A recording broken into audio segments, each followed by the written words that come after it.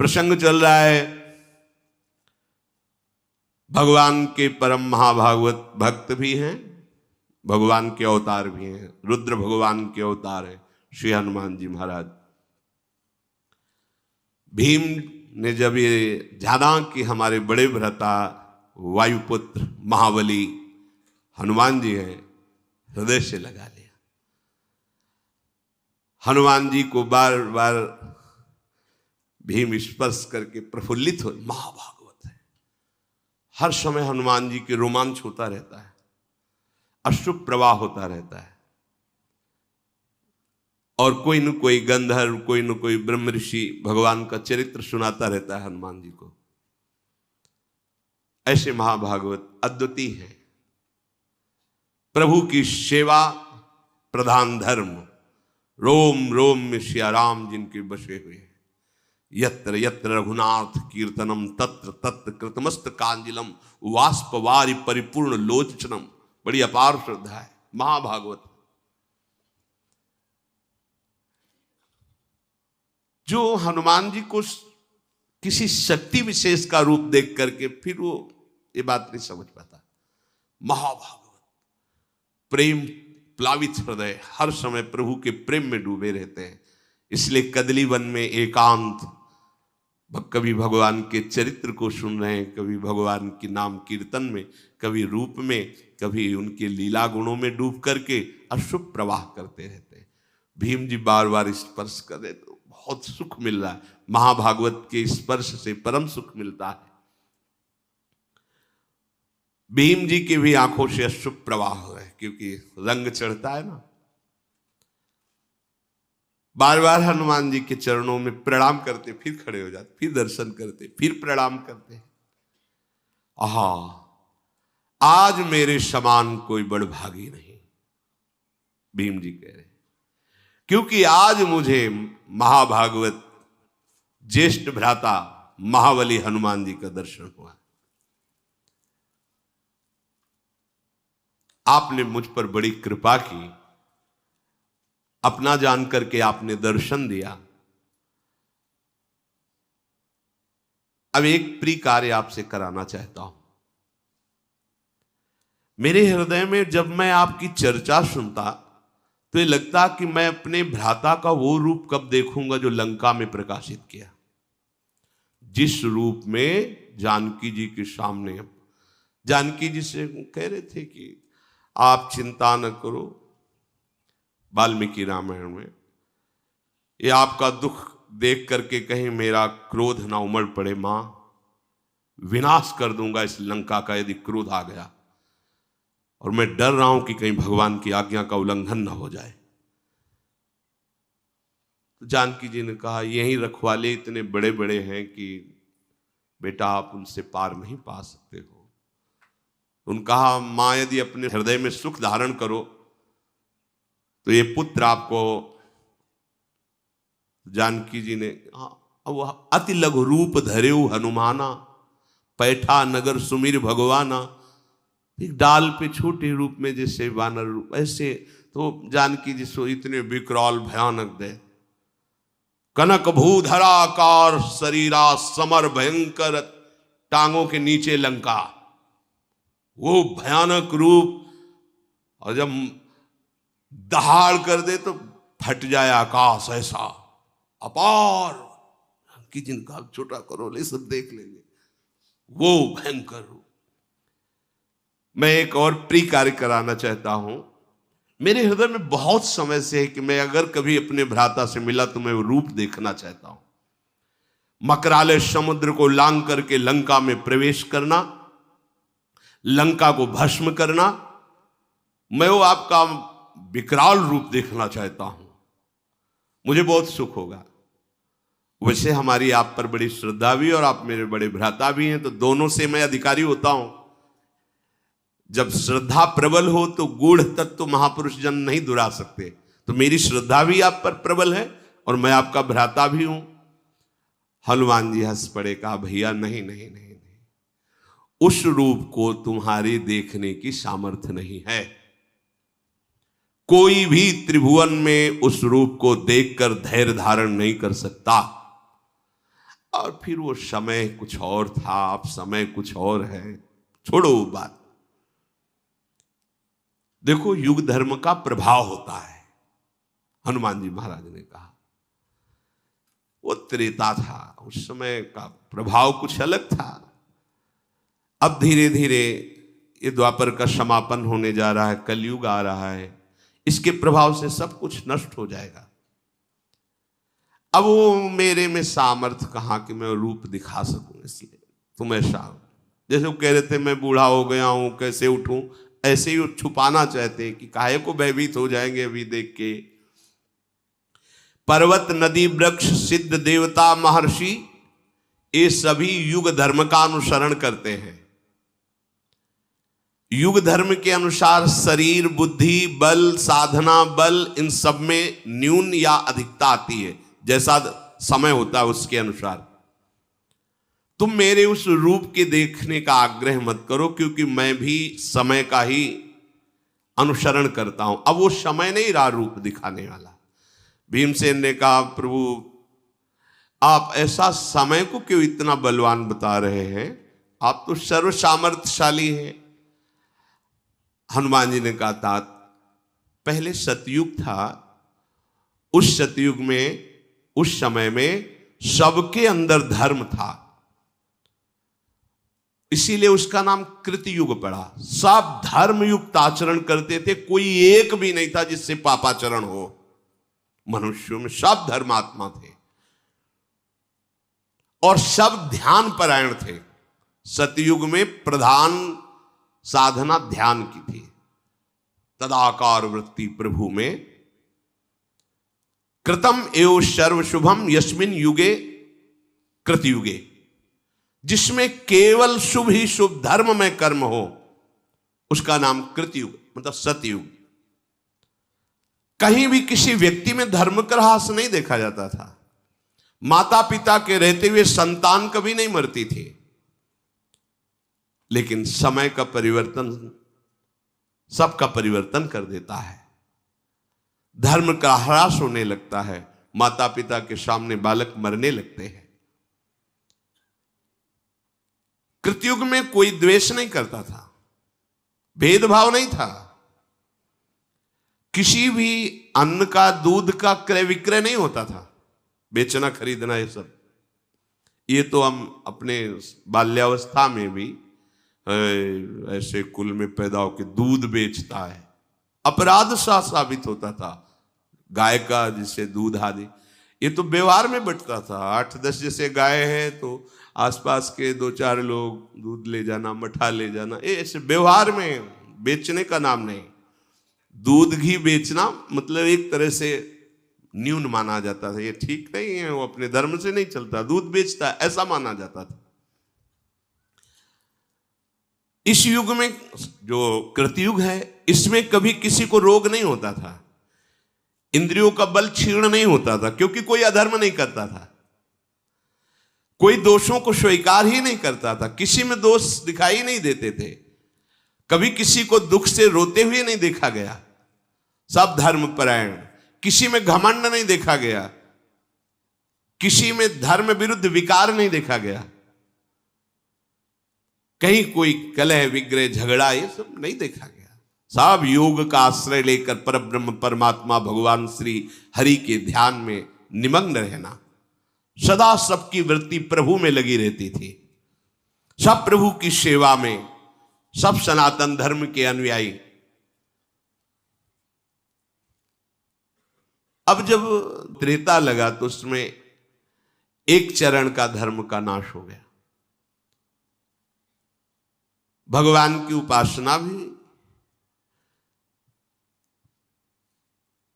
त्रेतायाम यजते मखई, प्रधान यज्ञ क्रिया हो गई। पहले में ध्यान, दूसरे में यज्ञ क्रिया हो गई। यज्ञ करना, धर्म करना, सत्कर्म करना, संकल्प करना, वेदोक्त दूसरों को दान करना, ये ऊपर नहीं, ऊपर सब एक ही धर्म में भगवत चिंतन परायण, सब स्वस्थ, कहीं किसी में कोई अधर्म नहीं। लेकिन त्रेता में ऐसा, त्रेता युग में दान तपस्या यज्ञ और धर्मयुक्त आचरण पर क्रियापरायण। जब द्वापर लगा तो दो धर्म के चरण क्षीण हो गए। इसमें पूजा प्रधान हुए। ऋक यजु साम अथर्व वेद को 4 भागों में बांटा गया।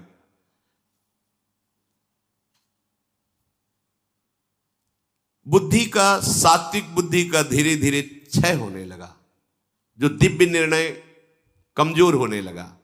सत्य से भ्रष्ट होने के कारण द्वापर में ही अनेक रोगों का प्रादुर्भाव हो गया। मन में विशुद्ध कामनाएं पैदा, जहां भागवतिक होती थी, ये आराधना, वहां भोग कामनाएं पैदा होने लगी। बहुत से दैवी और प्राकृतिक उपद्रव शुरू हो गए, रोग आदि शुरू, ये कृतयुग में नहीं थे। अब जो आगमन होगा भी कुछ दिनों बाद, हनुमान जी कह रहे, क्योंकि भीम से बात करें, ये द्वापर का अंतिम चरण है। ये जो कलयुग आएगा तो इसमें एक ही चरण रह गया, 3 चरण धर्म के नष्ट हो गए। इसमें प्रायः लोग तमोगुणी और रजोगुणी ही रहेंगे।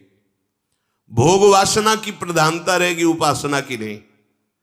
तभी तो कोई बिरले। वैदिक सदाचार लुप्त। व्याधि, आलस्य, प्रमाद, क्रोध, हिंसा, दोष, शारीरिक रोग, मानसिक रोग, भूख, प्यास, भय, उपद्रव, ये प्रधान गुण हैं कलियुग के। ये प्रधान गुण हैं। इसमें कलियुग में धर्म का धीरे धीरे पूर्णतया ह्रास हो जाता है। अब किसी को डर लगता है क्या कि मैं किसी महात्मा के विषय में क्या बोल रहा हूं? कुछ नहीं, कोई भय नहीं। पैसा मिले, कुछ भी दिखाना पड़े, कुछ भी बोलना पड़े, किसी को भी कोई भय नहीं। नहीं, तुम्हारे सुकृत जब होगा तो देखा जाएगा, अभी तो मौज में है, अभी तो आ रहा है। बस हमें अपनी भूख मिटानी, अपनी वासना की पूर्ति करनी। उपासना का कोई लक्ष्य नहीं कि जब तक हमें सत्य वस्तु का बोध न हो जाए तब तक किसी पर निर्णय नहीं किया जा सकता। सामने होने पर भी बहुत काल तक हम उसका निरीक्षण परीक्षण करेंगे। यदि अधिकार मिला है, फिर उसके बाद सत्य पर पहुंचकर फिर उसके विषय में बोला। युग परिवर्तन होने पर कलियुग से ऐसे सब प्रभावित हो जाते हैं कि केवल सुख सुविधा भोग सामग्री मिले, बस। वो कैसे मिले इससे कोई मतलब नहीं। क्या कर रहे हो, क्या धर्म है, क्या धर्म, इससे कोई मतलब नहीं। लोक क्षीण होने लगता है, प्रकृति उल्टा उसे दंड देने लगती है। आम की फसल जब आती थी तो अपने लोग बच्चे थे, झोला लेकर भाग जाते और 1-1 किलोमीटर तक आम के अलग अलग बगीचे होते थे, गांव के पूरे ऐसे बगीचे। 3 बजे उठ करके सुबह भाग के चले जाओ, 10-20 किलो आम फिर ही ले आओ। तो जैसे 4-5 बच्चे गए, अब रखवाले में बूढ़े दादा है, उनसे राम राम की, और आम बिनने आए होगे? नहीं, हम तो अपने बगीचे जा रहे हैं। 4-5, 2 उनको बातों में लगाए, 2 बिन लिए, फिर 2-4 भाग में कर लिए और भाग गए। मतलब स्वाभाविक। कहाँ वो बड़े बड़े वृक्ष, 1-1 गाड़ी आम गिरे, ऐसे वृक्ष, बड़े बड़े वृक्ष कहाँ रह गए?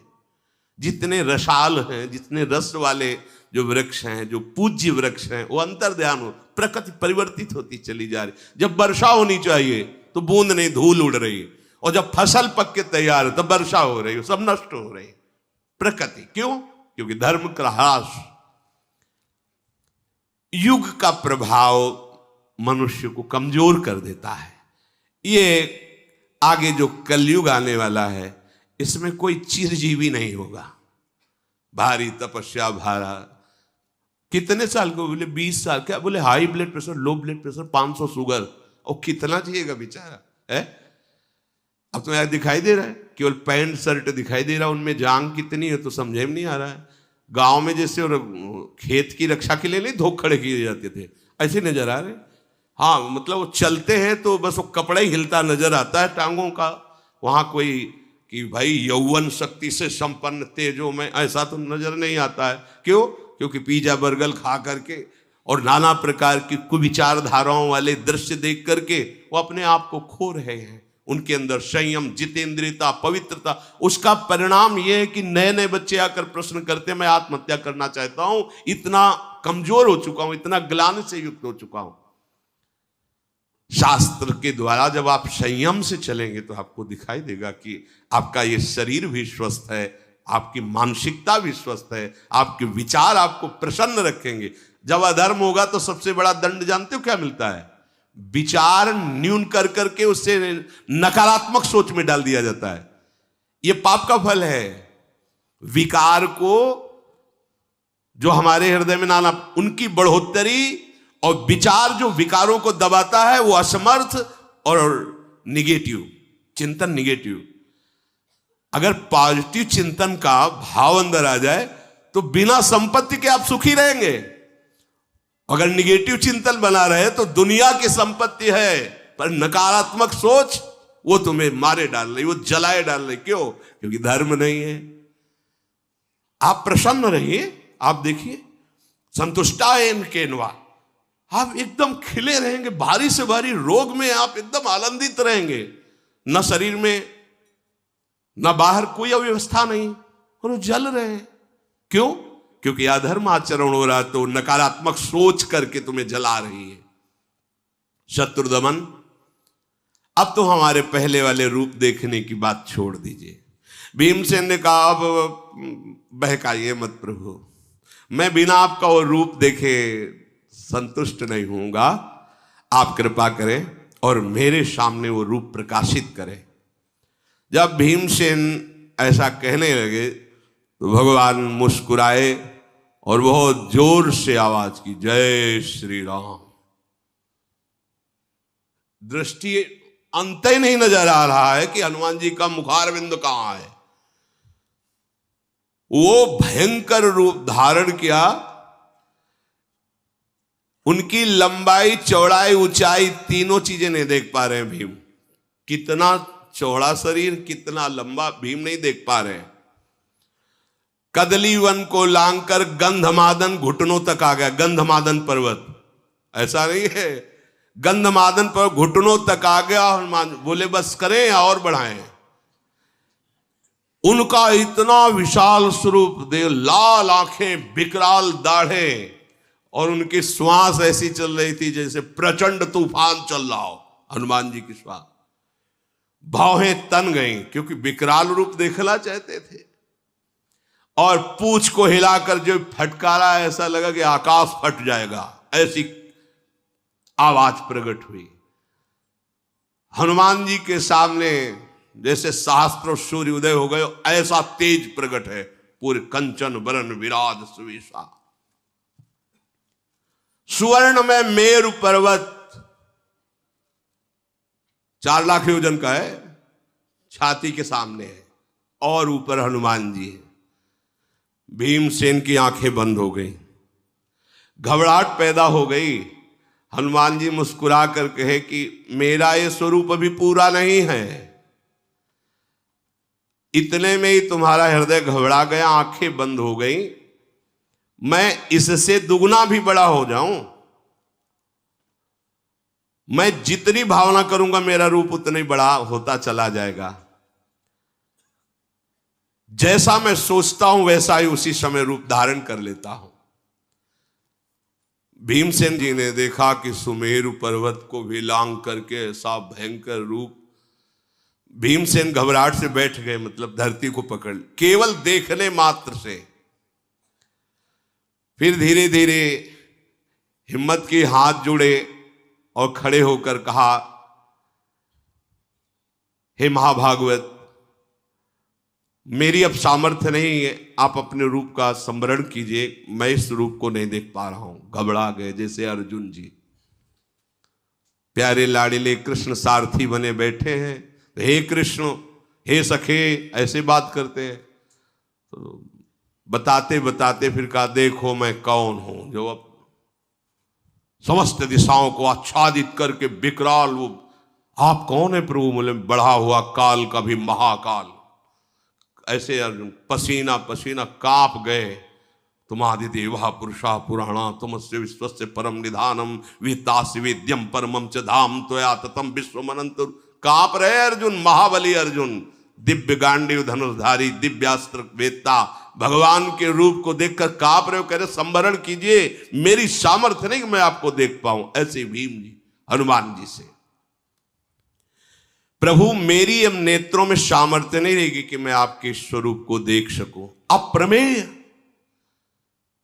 ये पर्वताकार शरीर। तो जब समुद्र लांगे थे तो हनुमान जी को एक बाल्यावस्था में विनोद में साप मिल गया था।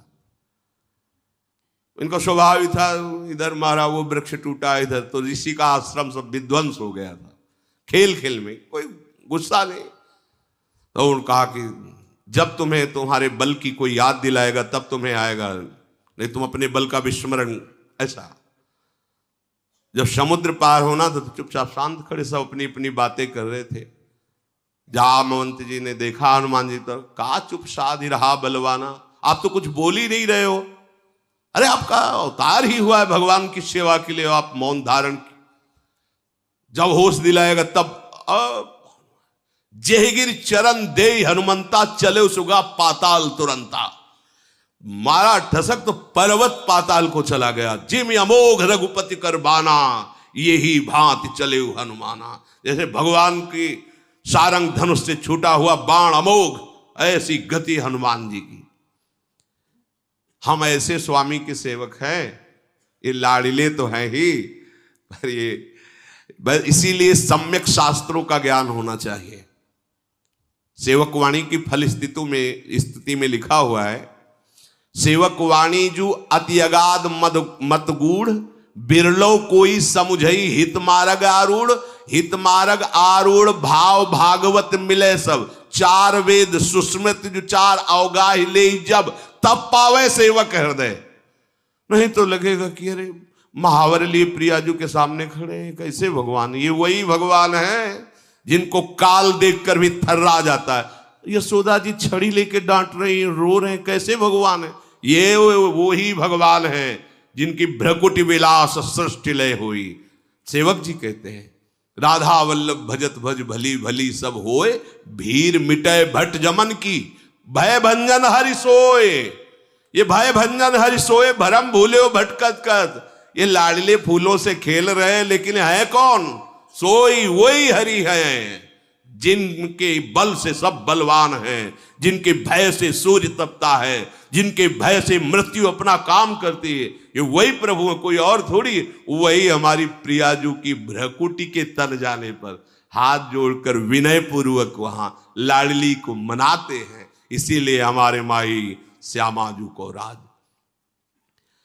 प्रभु श्री भीम जी बोले, मेरे मन में एक बात आ रही है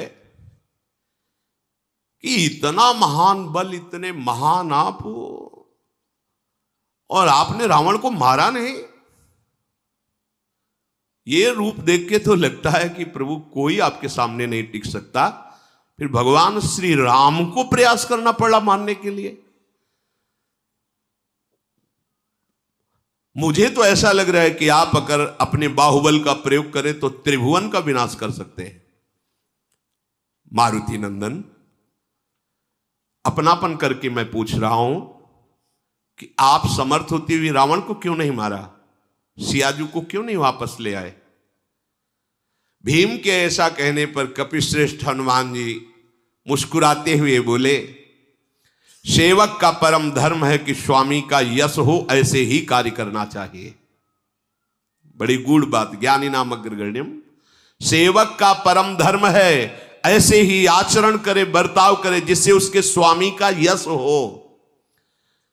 तुम ठीक कह रहे हो, ये अधम राक्षस रावण मेरे सामने भुनगे के समान था, मैं उसे ऐसे पीस सकता था, ऐसे। किंतु संपूर्ण लोकों में मेरे स्वामी की कीर्ति में बाधा पड़ जाती। हाँ, रावण ने सियाजी चुराया और हनुमान जी वापस सियाजी को लाए और रावण का विनाश किया। ऐसा नहीं, स्वयं मेरे प्रभु ने विनाश किया। ये सेवक की चतुराई। जब वापस लौट करके लंका से आते हैं तो एक सुग्रीव जी का बगीचा था जिसमें मनमानी सब फल पाते हैं। सूचना पहुंची कि पहरेदारों को भी पीट करके जितने भी आपके प्रधान वो सब फल खा रहे हैं। सुग्रीव जी आनंदित हो गए, बिना राम काज किए उस फल नहीं खा सकते थे हमारे सेवक जन, इसका मतलब राम काज हो गया। किसने किया? बोले मारुति नंदन हनुमान ने। सामने देखा आ रहे, मुख प्रसन्न तन तेज विराजा, समझ गए कीनेस रामचंद्र कर काजा। बड़ा स्वागत। भगवान राम भी खड़े हो गए, सम्मान के लिए नहीं, जैसे मां अपने बेटे को गले लगाने के लिए खड़ी हो जाती है, ऐसे हनुमान जी को गले लगाया, हाथ पकड़ा, अपने आसन पे बैठाला। ऐसे हनुमान जी सड़क के चरणों में बैठ रहे। समीप रावण के द्वारा सुरक्षित लंका में प्रवेश करके वहां विध्वंस मचा देना, वाह! हनुमान हृदय को शीतल कर बोले, नहीं प्रभु, नहीं, ये तो आप विनोद कर रहे, ऐसा नहीं। शाखा मृग की यह मनुसाई, शाखा ते शाखा पर जाई, लाग सिंधु हाटक पुरजारा, निश्चर गण बद विपिन उजारा, सो सौ तो प्रताप रघुराई, नाथन कछु मोरी प्रभुताई। प्रभु हमारी तो ताकत इतनी, एक डाल से दूसरी, मुझ बंदर की ताकत क्या कि समुद्र लांग कर जाना और रावण जैसे राजा के सुरक्षित राज्य में प्रवेश कर आग लगा देना, विध्वंस मचा देना। वहां मैंने देखा ये सब राम प्रताप कर रहा है, वहां मैंने आपकी कृपा को देखा, प्रभु आपका प्रताप ये सब कर रहा था। ऐसा नहीं बोला वचन विगत अभिमाना, ये महामहिमा होती। हाँ प्रभु हम गए, ऐसा नहीं। सेवक वही जो स्वामी की यश कीर्ति को फहराए, कहीं भी मान हृदय में स्पर्श न करे। श्री रामचंद्र मेरे आराध्य देव, मेरे प्राण प्रीतम प्रभु हैं। सेना सहित जब रावण का वध किया, सीता जी को वापस लाए तो उनकी कीर्ति हुई, मेरे स्वामी की कीर्ति हो, यही हमारा परम धर्म है। नहीं तो रावण मेरे लिए भुनगे के समान था। उस रूप में कह रहे हनुमान जी। बालक ही थे ना, वो मां से कहा, मां मुझे भूख लगी है, कुछ खाने को दो।